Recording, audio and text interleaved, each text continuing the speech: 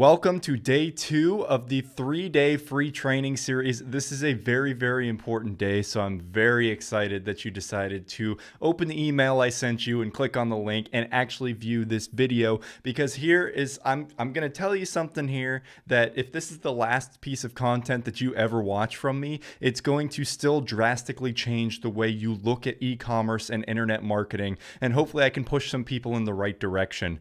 So real quick, I do want to say that my normal standing height is right here. Sadly, I'm a little too tall for my whiteboard right here, so I'll either be out of frame or squatting down. We're going to deal with that. What really matters right here is getting the content on the board and teaching you what's exactly going on. So without further ado, let's go ahead and talk about it. So the huge thing right here that we're going to be talking about is getting high converting traffic to our website, and additionally on top of that, sales. However, with this strategy that we are using, it's really doing 2-in-1. It's really incredible, and it's something that not a lot of people do, and I can guarantee that most people within this internet e-commerce space really do not use this strategy to get traffic.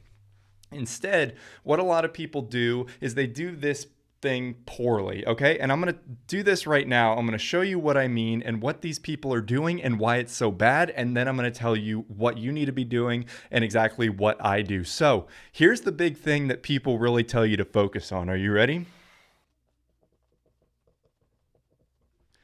Facebook ads, and this is absolutely terrible. So if you're not aware, I'm going to make this pretty open to everybody, no matter their skill level. So if you're not aware about Facebook ads is the advertising platform actually on Facebook, and Facebook is actually a pretty great platform to advertise on. The targeting of the advertisements is ridiculously good, and I like a lot of things about it. However, I do have to say that there are some major problems with this Facebook ads strategy. So I'm going to quickly show you a little bit what the average Facebook ads campaign looks like and why it's so terrible. So we'll get rid of this real quick. And the mic's really sensitive, but like only when you're close. So I gotta like make sure I turn right here. It's fine. All right, so this is what most people do when they actually get into Facebook ads and they use it for their business. So they dump a good amount of money. We'll just say this is like a set amount of money, okay, every time I draw that. They dump a good amount of money into Facebook ads, and, you know, over time, they start to get some results, and that'll be the symbol for the profit that they're getting in, okay, spent and profit. So they're putting in this set amount of money and they get this amount of results. So this is what a lot of people work towards, and this is what people will show you is that, hey, I'm spending this and I'm making this. However, they don't show you two very important parts of the Facebook ads process. There's a beginning part and there's an ending part. This is right in the middle. This is the happy part that everyone likes to think about. That's not everything. Now, the first part is we're putting a massive amount of money in and we are getting nothing. Okay, that's the same amount, but like pretend that's smaller. They're getting less in return because of the fact that with Facebook ads, or really any type of paid advertising platform where you're running traffic to people that have never heard of your website before, what's happening here is that you don't know the best type of ad to run and you don't know the best person to show this advertisement to. So during this time, you're spending a massive amount of money trying to actually find the right people to show ads to. So you're spending dozens or hundreds or thousands of dollars right here trying to find this sweet spot, this sweet person to target. Like, let's just say you're selling something like kitchen supplies, right? Like you have this kitchen tool that you're trying to sell. Well, you don't exactly know who's going to convert the best off of this and what the best targeting is. So you're going to spend a couple $100 testing a bunch of different people that you think might be interested in this tool, but you don't know for sure. After you spend all this money and you analyze things and you're like, okay, maybe this was the best converting. I made a little bit money off of this, but I lost a ton of money in this other one, so that other one's going out of there. You will eventually start to find the winning type of audience. And this is the audience that you are using in this strategy right here, where you actually make a good return, because that's the audience that converts the best. However, you're spending a massive amount of money right here to find out what that audience audience is. Okay. I mean, that's just a normal thing, right? You always have to be testing. That's fine. You're really going to be testing no matter what you do. Obviously, some places you're going to be testing more than others, but testing is a huge part of really life, but like internet marketing and e-commerce and everything, because you don't know exactly what your customers are going to respond well to. So that's fine. So we're testing and we are making profit right here. Well, what's the last part? And this is the part that we're really going to avoid with our traffic source that I'm going to talk about after this. Okay. So we have testing, and then we have the good right here. That's where you're making money. After this comes this horrific part right here. Are you ready?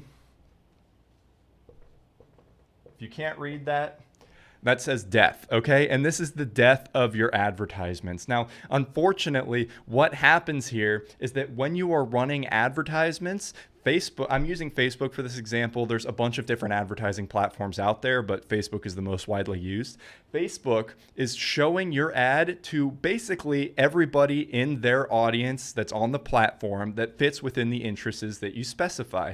So let's say you have an audience size of 200,000 people. Facebook is going to be showing your ad to those 200,000 people, okay? You might blow through a couple thousand of them in this testing phase, and then you'll blow through a couple thousand up here in the profit phase. Well, what happens when you start running out of an audience to show to? Well, what's going to happen is that your ad dies. So you'll be spending the same amount of money or more money right here. So it really can be whatever you want. And you're going to get either the same amount or less sales. Okay, so you'll be spending the same amount of money to get less sales, or you'll be spending more money to get the same amount of sales. Really, anything goes on right there. It's absolutely terrible. And this is going to be a phase that you will find yourself in for a good portion of your ad's life, okay? Because every ad is going to die out on you. There are no Facebook ads, there are no types of ads that just run indefinitely forever and constantly bring you consistent traffic. Every single advertisement dies out eventually because it runs out of people to show itself to. So when this death phase happens, you have two options, okay? The first option is that you just quit and you go home. You give up. And a lot of people do this. As a teacher, I experience a lot of this. A lot of people give up right here. Or what you have to do, and this is probably as painful, you start back at stage 1 right here, this big testing phase. And that's horrific, okay? This testing phase takes so long and so much money that it almost isn't even worth it to go through it to get this profitable phase for a little bit and then get into the death phase, lose a little bit of money, kill the ad, and then try and get everything back up. Now you may be saying, Zach, if I'm making money off of this, can't I just keep repeating this cycle over and over again? Yes, you can. And I will say that people do make a lot of money utilizing this. However, as a teacher, it is my job to tell you the best way to go about things. And this is not the best way because of the fact that when you are running these advertisements, when you have to start up a new ad every single time another ad dies, what's happening is your income stops, okay? When you're not showing any advertisements, you're not getting your business or your products out in front of people. So people can't find you and then they're not going to purchase from you. So when you stop giving money to Facebook because your advertisements die, you get no traffic, you get no sales, your business is dead in the water. And it's not guaranteed you're ever going to find another ad that performs like this bad boy, okay? Because of the fact that each time you're just doing a shot in the dark, kind of. You're just trying to find the right audience and the right interest to target to show your ad to the right people. It is not guaranteed that you will find the right people to show the ads to, which means that you may be struggling for a couple days, couple weeks, couple months to find the right audience and the right product combination to show to. And this is terrible. And this is the trap that so many people get stuck in, okay? It's insane. And this is what I'm trying to move people away from. I fell into this trap. I thought this was like the only way to get traffic, and it's not. It's one of the worst ways to get traffic. Now, you can use Facebook ads for some things like retargeting advertisements and maybe even lookalike audiences a little bit. But other than that, I would not recommend this strategy of just putting out ads and hoping that it gets to the right person. Now, you may be saying, Zach, what's the alternate to this? Well, I have to say there is a fantastic alternate that's a lot less. It might be the same amount of work, but it has way longer payoff periods. It pays you off for a much longer time because it's simply not going to die out the way that Facebook ads do. What is this traffic? What is this super long-term, consistent traffic that's free, by the way, that's not going to die off, and that's just really going to make you an authority of a website within your space? Well, it's a very, very simple 3-letter acronym word combination thing, okay? SEO. Bam. All right, you may be saying, Zach, you could go 2 ways right here. Zach, that's obvious, or Zach, what the hell is SEO? And I gotta tell you, so first of all, if you don't know what it is, SEO is search engine optimization, and it basically means that you want to create content that actually shows up in search engine results, okay? This SEO content is going to get you the bulk of your traffic for free, and when you create good content, it's not going to die out overnight and leave you dead in the water. When you create good ranking content, what's going to happen is over time, it's going to slowly start ranking better and better and better in search engines. More and more people are going to be finding that thing when they're searching for what they're looking for, and you're going to get more and more clicks to your website, and then, of course, more and more sales. Okay, so that's fine and dandy. I could tell you all about SEO and the wonders of it, but how are you going to use it for your website and your business? Well, it's honestly pretty simple. It's not easy, but it's simple. I like using that phrase. So what exactly are we doing? Well, it's a pretty easy structure. So what we're going to be doing is creating blog posts. That took a long time to write. What we're going to be doing is creating blog posts. And I know what you're thinking. Zach, do I have to grow a neck beard and sit in a coffee shop and write about like the hottest trends in pumpkin spice lattes? No, that's not the type of blogging I am talking about. These blog posts are going to be about information that people are actively searching for, okay? And if I were to go super in depth on this in this video, it would easily be a 10-hour long video. So I have to condense it into a very digestible form. So please bear with me as I have to oversimplify some things. Basically, the process that we are doing here is pretty straightforward. It's definitely something you'll get better at as time goes on, but it's a pretty straightforward process just objectively looking at it. So the first thing that we have to do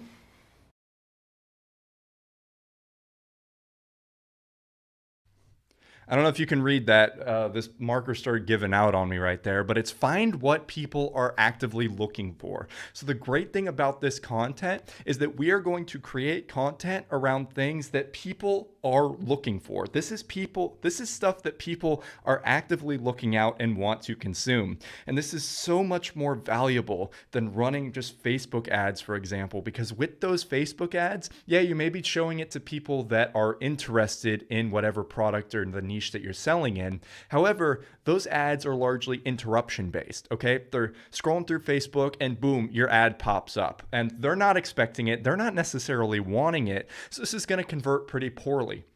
When we are looking for what people are actively searching for and we create content around that thing that they're searching for, then what do you know? We're getting traffic that actively wants to consume the content that we are creating, okay? How exactly do we do this? Well, it's a pretty intricate process and you're definitely going to get better at it as you just experiment and learn a little bit more. The main thing right here is keyword research. Keywords are basically words that you're going to be writing content around that rank in your internet search. I largely say Google search because it's mostly Google. Rank in Google search to actually show your content to people when they are searching for something related to that keyword. So if I were to write an article about, let's say my keyword is best whiteboards, then if that's the keyword and someone searches best whiteboards and I write a good piece of content and a few other factors considered, my post is going to come up towards the top and it's going to be shown to people that we're searching for best whiteboards. Okay, awesome. So we know what people are looking for. Now, what are we going to do with this information? Well, everything I write is in a different handwriting. I apologize for that. This is actually extremely difficult. I need to give more credit to teachers. We're going to write blog posts, okay? And these blog posts aren't just going to be anything. You can't just really think of a topic and just start writing about it. You need to actually take a few things into consideration. Now, the big thing about these blog posts that we are going to be writing is that they are going to be blog posts that are about this topic that we found that people are searching for. And it's also going to be selling products or giving information related to that keyword. So I know that's a little bit confusing, but for the general structure of things, we're going to write at about, I'm trying to think right here. Initially, I would say to start a website off, if I was really simplifying things, we would have a 4-to-1 ratio. And what is this ratio of? Well, the 4-to-1 is 4. So for every 4 blog posts that are written to kind of give sales and information about a product, we're going to have 1 post that is strictly information based, okay? And this is where I go on a tiny bit of a rant. I'm going to really simplify it so I don't go on for an hour. Basically, these salesy blog posts are going to be in regards to products within the space that you are in. So let's say you are in like you're in the kitchen space, for example, or like the home living, and you want to sell home living products. Instead of just running Facebook ads for, let's give an example of something that you could sell. Let's just say like apple slicers, right? There's a few different kinds of that. What you can do is you can write a blog post about the best apple slicers. And in that, you're not really going to be selling like, oh, go buy this apple slicer right now, but you're going to present them in an informative way to where people are like, okay, that's what makes this apple slicer good. That's what makes this one good and this one good. Okay, great. Then what you're going to do is you're going to provide them with the option to make a purchase. Now, you can monetize this a few ways. You could either have the products listed on your own personal website, which is what I recommend, or link to the Amazon listing and use the Amazon affiliate program to make money off of that. But basically what we're doing is we're saying, hey, here are a bunch of different apple slicers, okay? Here's what makes each one good and the drawbacks of each of them. Here's our pick for the best one. Go ahead and, buy one if you want to slice some apples. And boom, that is going to get us so many of our sales. We're going to have a huge chunk of our blog posts being this.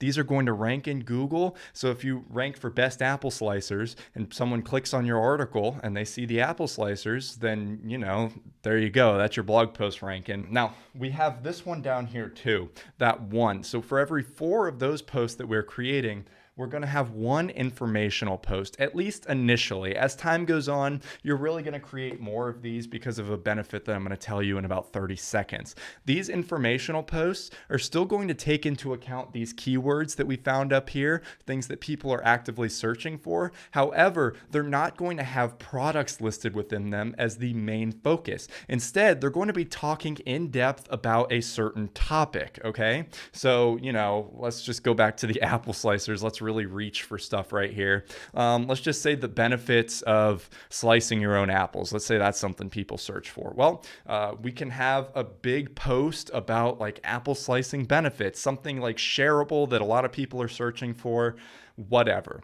We're going to write a couple of those. They're going to be massive. They're going to have pictures and infographics and a bunch of information on them. And then we're going to use these in a process called link building. And this is a pretty advanced topic, so I'll just mention it right now. Link building is basically getting people on other websites to link back to your website or a piece of content on your website. And what this does is it raises the authority of your website in search engines, because of the fact that, websites are seeing, hey, a lot of websites are linking back to this one website. Let's go ahead and rank them higher because it must mean that, they've got some good content that's nice and shareable, blah, blah, blah, whatever.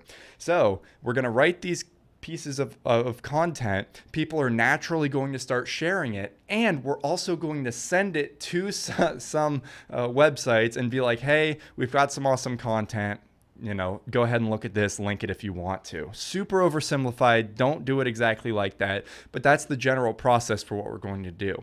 So this dynamic here is that we've got these salesy posts that are going to bring us a majority of our money, and then we've got these information posts that are going to make our website really good. And our website being really, really good isn't necessarily going to bring us sales directly, but it will help these salesy posts rank higher in search engine results, which will then bring us more money. And it's kind of like a little feedback loop right there.